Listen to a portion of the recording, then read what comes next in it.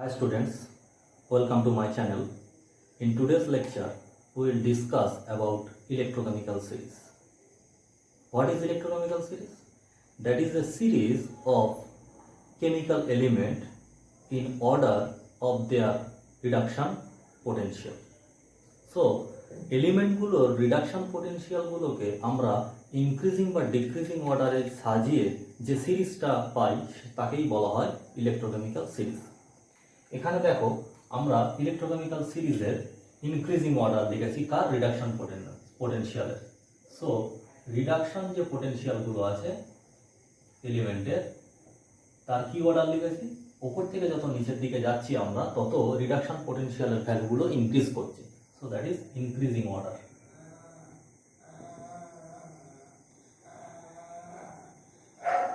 এবং increasing order অনুযায়ী এলিমেন্টগুলোর reduction পোটেনশিয়ালের ভ্যালু সাজিয়ে দেখতে পাচ্ছি যে সব থেকে বেশি যে এলিমেন্টের রিডাকশন পোটেনশিয়াল সেটা হলো ফ্লুরিনের রিডাকশন পোটেনশিয়ালটা কত, +2.87 ভোল্ট, এবং সব থেকে কম হলো লিথিয়ামের, that is -3.045 volt.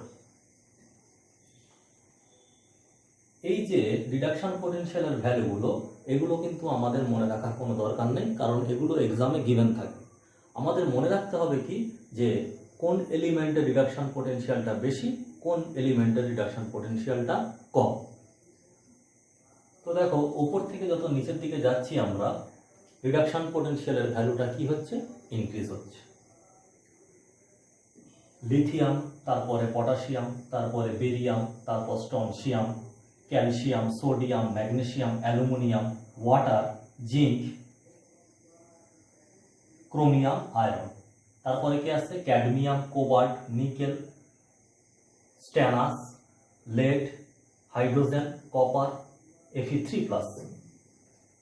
AG, mercury, bromine, platinum, oxygen, chlorine, fluorine. So এই যে ইলেকট্রোকেমিক্যাল সিরিজটা আছে এটাকে আমরা কিভাবে মনে রাখবো, মনে রাখার সহজ উপায় আমরা একটা কবিতার মাধ্যমে এটা মনে রাখতে পারি। সো লে কে বালা সরকা নাম। সো দেখো লে কে বালা সরকা নাম, এটা যদি মনে রাখতে পারি তাহলে আমরা ইনক্রিজিং অর্ডার যেটা সেটা পেয়ে যাবো এলিমেন্টগুলোর। লে থেকে আসছে লিথিয়াম, কে থেকে আসছে পটাশিয়াম, বালা থেকে আসছে বেরিয়াম, স্যার থেকে স্ট্রনশিয়াম, কা থেকে ক্যালসিয়াম, নাম থেকে সোডিয়াম।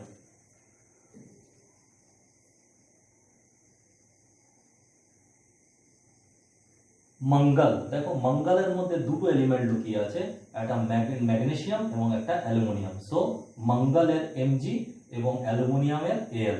मंगल में पानी, पानी मीन्स वाटर। सो এখানে ওয়াটার রিডাকশন পোটেনশিয়ালের ভ্যালু দেওয়া আছে, দ্যাট ইজ -1.23 ভোল্ট। मंगल में पानी जम, जम থেকে আসছে কি জিঙ্ক, कर जम कर, कर থেকে আসছে কি ক্রোমিয়াম,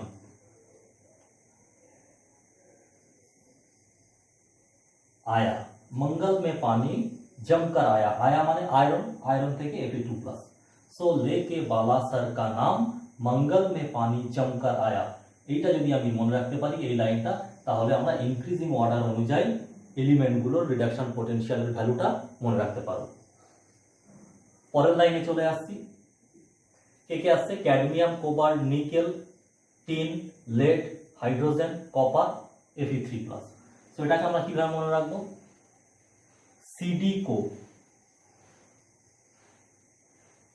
सीडी को नी सुने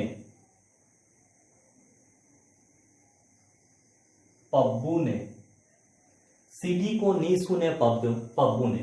सो सीडी থেকে আসছে সিডি, কো থেকে আসছে কোবাল্ট, নি থেকে আসছে নিকেল 2+, सुने থেকে টিন, पब्बू থেকে लेड। सीडी को नी सुने पब्बू ने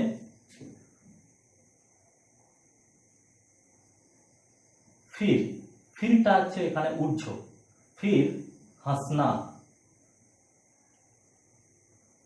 কিউ আয়া।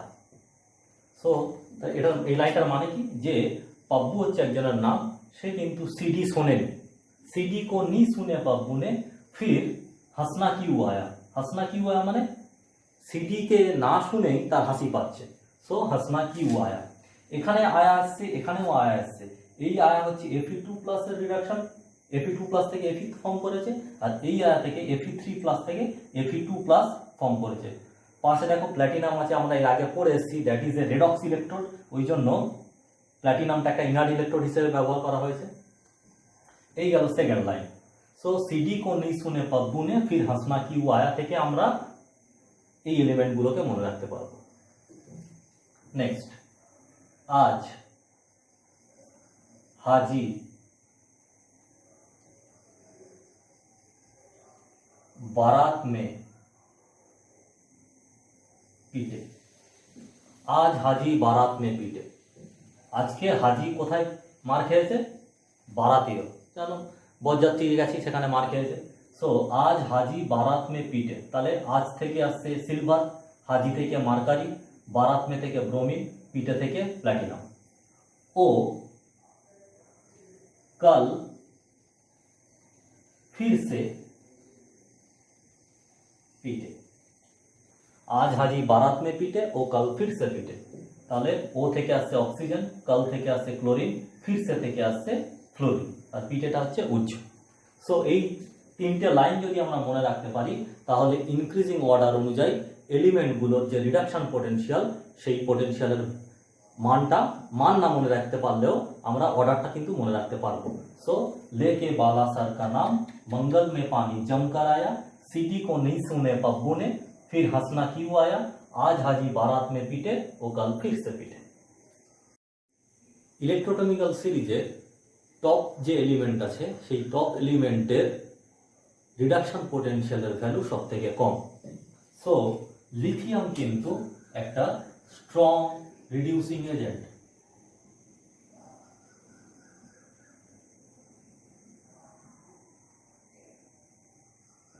এর অর্থ লিথিয়ামটা খুব সহজেই ইলেকট্রন রিলিজ করবে, করে লিথিয়াম প্লাস ফর্ম করবে। তার মানে লিথিয়াম এর অক্সিডাইজড হওয়ার প্রবণতা কিন্তু খুব বেশি। যত নিচের দিকে যাব আমরা, এলিমেন্টগুলোর এই অক্সিডাইজড হওয়ার প্রবণতাটা কমবে, রিডিউসড হওয়ার প্রবণতা বাড়বে। তার অর্থ এলিমেন্টগুলো ইলেকট্রন লুজ করার টেন্ডেন্সিটা আস্তে আস্তে কমে যাবে, বাট ইলেকট্রন গেইন করার টেন্ডেন্সিটা কিন্তু আস্তে আস্তে বেড়ে যাবে। So fluorine, that is a strong oxidising agent.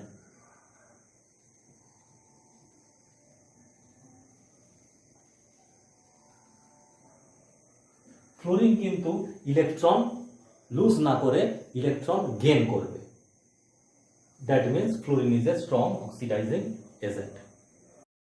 এখন ইলেকট্রোকেমিক্যাল সিরিজকে কাজে লাগিয়ে রিয়াকশন ফেসিবিলিটি সংক্রান্ত বিভিন্ন ধরনের প্রবলেম কি করে সলভ করতে হয় তার সহজ পদ্ধতি শিখি।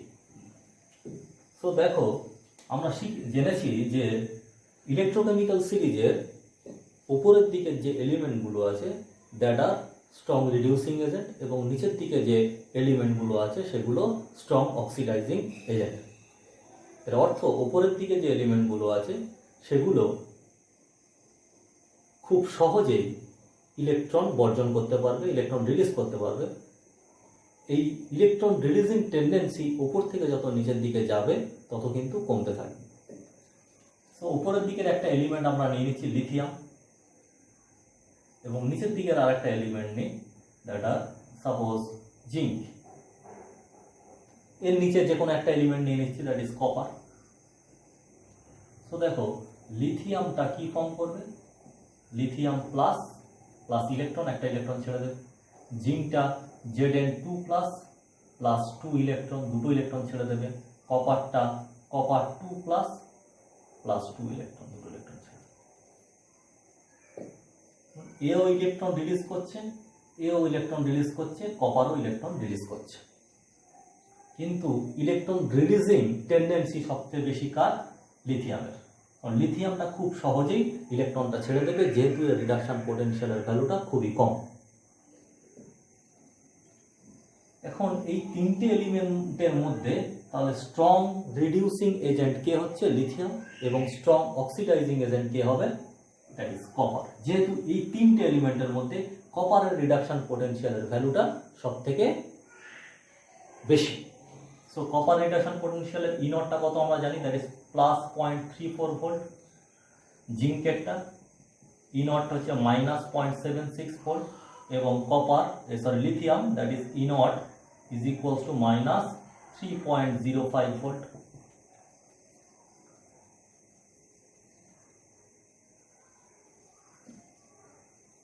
এখন দেখো রিঅ্যাকশন ফেসিবিলিটি সংক্রান্ত যে প্রবলেমগুলো আছে সেগুলো কি করে আমরা সলভ করব। এখানে একটা কোশ্চেন থেকে যাচ্ছে যে লিথিয়ামটা স্ট্রং রিডিউসিং এজেন্ট না লিথিয়াম প্লাসটা স্ট্রং রিডিউসিং এজেন্ট, কপারটা স্ট্রং অক্সিডাইজিং এজেন্ট না কপার 2+ স্ট্রং অক্সিডাইজিং এজেন্ট। সেটা আমরা খুব সহজেই বলতে পারবো যদি আমরা এই যে তিনটে রিঅ্যাকশন লিখেছি এই তিনটে রিঅ্যাকশনকে লোয়ার অক্সিডেশন স্টেট এবং হায়ার অক্সিডেশন স্টেটে সাজিয়ে নেব।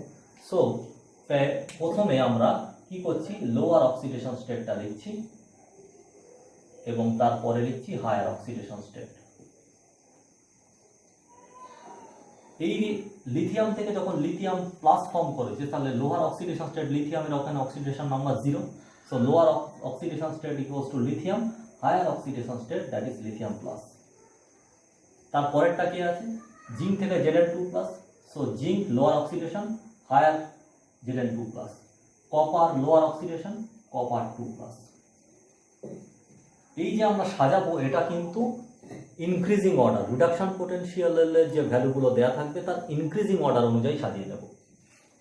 সাজানোর পরে এই বাঁদিকের উপরের যে স্পিসিসটা আছে that is lithium which is strong reducing agent. এই যে 6টা স্পিসিস লিখেছি আমরা, এই 6টা স্পিসিসের মধ্যে স্ট্রং রিডিউসিং এজেন্ট কিন্তু লিথিয়াম, নট লিথিয়াম প্লাস। এবং ডান দিকের নিচের দিকের যে স্পিসিসটা আছে that is copper 2+, that is strong oxidising agent. মানে কপার 2+টা হলো স্ট্রং অক্সিডাইজিং এজেন্ট, লিথিয়াম প্লাসটা হলো স্ট্রং রিডিউসিং এজেন্ট। তাহলে দেখো লিথিয়ামটা যেহেতু স্ট্রং রিডিউসিং এজেন্ট, এ কি করতে পারবে, এ জিঙ্ক 2+ এর সঙ্গে রিঅ্যাকশন করতে পারবে, জিঙ্ক 2+ এর সঙ্গে রিঅ্যাকশন করে Zn ফর্ম করতে পারবে। তার মানে কি, তার মানে Zn2 কে এ কি করছে, এ করে দিচ্ছে রিডিউস করে দিচ্ছে এবং নিজে কি হয়ে যাচ্ছে, নিজে গেট অক্সিডাইজড, নিজে কিন্তু অক্সিডাইজড হয়ে যাচ্ছে। লিথিয়াম থেকে লিথিয়াম প্লাস ফর্ম করতে পারছে এবং Zn2+ এর সঙ্গে রিঅ্যাকশন করে কি ফর্ম করতে পারবে, জিঙ্ক ফর্ম করতে পারবে। সিমিলারলি এই লিথিয়ামের সঙ্গে কপার 2+ এরও কিন্তু রিঅ্যাকশন হবে। যেহেতু লিথিয়ামটা হচ্ছে স্ট্রং রিডিউসিং এজেন্ট, এ কপার 2+ কে কি করে দেবে, রিডিউস করে দেবে। কিসে রিডিউস করবে, কপারে রিডিউস করবে এবং নিজে অক্সিডাইজড হবে কিসে, লিথিয়াম প্লাসে। সো দেখো এখান থেকে আমরা কি লিখতে পারি, সো লিথিয়ামের সঙ্গে কার রিঅ্যাকশন হচ্ছে, দেখো Zn2+ এর রিঅ্যাকশন হচ্ছে, Zn2+ এর রিঅ্যাকশন হয়ে লিথিয়াম গেট অক্সিডাইজড এবং Zn2+ গেট রিডিউস। তার মানে এই রিঅ্যাকশনের ফেসিবিলিটি যদি আমাদের জানতে চাই এই রিঅ্যাকশনটা হবে কিনা, তাহলে আমরা খুব সহজেই বলতে পারবো হ্যাঁ এই রিঅ্যাকশনটা হবে। আবার দেখো লিথিয়াম প্লাস কার সঙ্গে বিক্রিয়া হচ্ছে, কপার 2+ এর সঙ্গে বিক্রিয়া হচ্ছে। সো কপার 2+ এর সঙ্গে রিঅ্যাকশন করে lithium get oxidized and copper 2+ get reduce. So এই রিঅ্যাকশনটাও কিন্তু হবে। তার মানে এই রিঅ্যাকশনের ফেসিবিলিটি আছে, এই রিঅ্যাকশনেরও ফেসিবিলিটি আছে। এখন যদি আমাকে কোশ্চেন করে যে Zn2+ plus copper that is equals two copper 2+ plus Zn, এই রিঅ্যাকশনটা কি হবে, এই রিঅ্যাকশনের কোনো ফেসিবিলিটি আছে? কিংবা আমাকে এমন কোশ্চেন করলো যে Zn plus copper 2+ that is equals two copper plus Zn2+, এই রিঅ্যাকশনটা কি হবে? তখন আমরা এই কোশ্চেনটার উত্তর কিভাবে দেব? সো দেখো আমরা আগেরটা মুছে দিই। এখন রিয়াকশনটা কার সঙ্গে কার দিয়েছে, দিয়েছে জিঙ্কের সঙ্গে কপারের। সো আমরা প্রথমটা ভুলে যাই, এই দুটো স্পিসিসের ক্ষেত্রে জিঙ্কের রিডাকশন পোটেনশিয়ালের ভ্যালু কম, কপার 2 প্লাসের রিডাকশন পোটেনশিয়ালের ভ্যালু, মানে কপারের রিডাকশন পোটেনশিয়ালের ভ্যালু বেশি। তাহলে এই দুটো রিয়াকশন, এরা যখন এই দুটো স্পিসিস যখন একে অপরের সঙ্গে বিক্রিয়া করবে, তার মধ্যে জিঙ্কটা হবে স্ট্রং রিডিউসিং এজেন্ট এবং কপারটা হবে strong oxidising agent. That means জিঙ্কের সঙ্গে কপার 2 প্লাসের রিয়াকশন হবে, জিঙ্কটা গেট অক্সিডাইজড, কিসে অক্সিডাইজড হবে, Zn2 প্লাসে, এবং কপার 2 প্লাস গেট রিডিউস কিসে, কপার।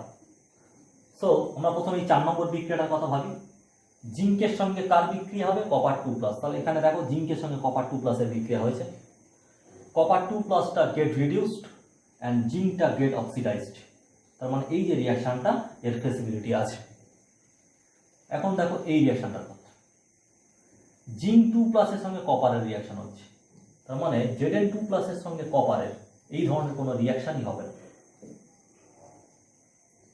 এখানে দেখো Zn2 প্লাসটা কি হয়েছে, get reduced and copper get oxidised, কিন্তু কপারটা কি অক্সিডাইজড হবে, নো, কপার 2 প্লাসটা গেট অক্সিডাইজড, কপারটা গেট রিডিউসড, কি বাট এখানে কপারটা কি হয়েছে, কপারটা অক্সিডাইজড হয়েছে। So this reaction will not occur, এই রিয়াকশনটা হবে না।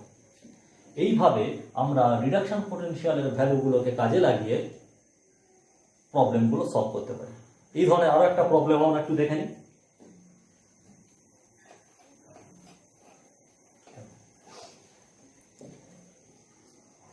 সাপোজ আমাকে দুটো E0 এর ভ্যালু বলে দিয়েছে,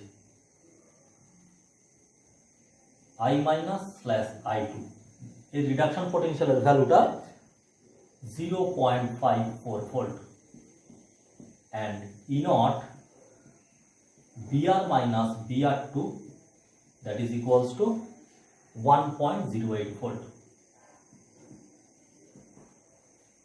এই দুটো রিডাকশন পোটেনশিয়ালের ভ্যালু বলে দিয়ে আমাকে কোশ্চেন করলো নিচের কোন রিয়াকশনটি হবে। তাহলে সেই অপশনগুলোতে আমি যাচ্ছি না, কোন রিয়াকশনটা হবে সেটা আমরা খুব সহজেই বলতে পারবো। তাহলে I মাইনাস থেকে I2 হচ্ছে, Br মাইনাস থেকে Br2 হয়েছে। আমরা কি বলেছি, স্পিসিসের লোয়ার অক্সিডেশন স্টেটটাকে আগে লিখবো, হায়ার অক্সিডেশন স্টেটটাকে পরে লিখবো। তার আগে আমরা কিভাবে সাজিয়ে নেবো, ইনক্রিজিং অর্ডার অনুযায়ী সাজিয়ে নেবো। এই যে দুটো ভ্যালু আমাদের দেয়া আছে, এই দুটো ভ্যালুর মধ্যে কোন ভ্যালুটা সবচেয়ে কম, আয়োডিনের, এবং কোন ভ্যালুটা বেশি, দ্যাট ইজ ব্রোমিনের। সো আমরা প্রথমে লোয়ার লিখছি, অক্সিডেশন স্টেট লিখবো, তারপরে লিখবো হায়ার অক্সিডেশন স্টেট। যেহেতু এইটার রিডাকশন পোটেনশিয়ালের ভ্যালুটা কম, তাহলে এটাকে প্রথমে লিখছি, লোয়ার অক্সিডেশন স্টেটটা কত, I মাইনাস, এবং হায়ারটা কত, I2। মানে I2 এখানে আয়োডিনের অক্সিডেশন স্টেটটা কত, 0। এরপরে রিডাকশন পোটেনশিয়ালের ভ্যালু কার দেওয়া আছে, ব্রোমিনের। এখানে লোয়ার অক্সিডেশন স্টেটটা কত, Br মাইনাস, এবং হায়ার অক্সিডেশন স্টেটটা কত, Br2। তাহলে এই দুটো স্পিসিসের মধ্যে, এই চারটে যে স্পিসিস আছে এর মধ্যে স্ট্রং রিডিউসিং এজেন্টকে, that are strong reducing agent, and strong oxidizing agent ke Br2 is strong oxidizing agent. So reaction কার মধ্যে হবে, I মাইনাস এর সঙ্গে Br2 হবে, যেখানে I মাইনাসটা get oxidized and Br2 টা get reduced. So I minus plus Br2 that is equals to I2 plus Br minus. রিয়াকশনটাকে আমরা ব্যালেন্স করে দিই 2। সো যে অপশনগুলো দেওয়া থাকবে সেই অপশনগুলোর মধ্যে কেবলমাত্র এই রিয়াকশনটা পসিবল হবে, বাকি কোনো রিয়াকশন কিন্তু পসিবল হবে না। যদি আমাদের এখানে আরেকটা অপশন এরকম দিত যে I2 সঙ্গে কার বিক্রিয়া হচ্ছে, Br মাইনাসের, এখানে বিক্রিয়া করে তৈরি করছে 2I মাইনাস প্লাস Br2, তাহলে এই রিয়াকশনটা কি পসিবল? দেখো কার সঙ্গে কার বিক্রিয়া হচ্ছে, I2 আর Br মাইনাসের সঙ্গে, তাহলে এইটার সঙ্গে এটার বিক্রিয়া হচ্ছে, দ্যাট ইজ নট পসিবল। তাহলে এইভাবে ইলেকট্রোকেমিক্যাল সিরিজের রিডাকশন পোটেনশিয়ালের ভ্যালুগুলোকে বেস করে আমরা প্রবলেমগুলো সলভ করতে পারি। আমরা আরো একটা প্রবলেম দেখে নিই।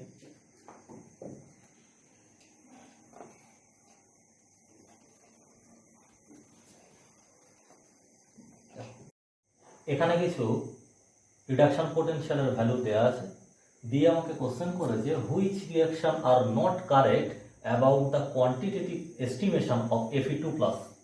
Number 1 option Cr2O72 minus used in HCl, MnO4 minus used in H2SO4, MnO4 minus used in HCl।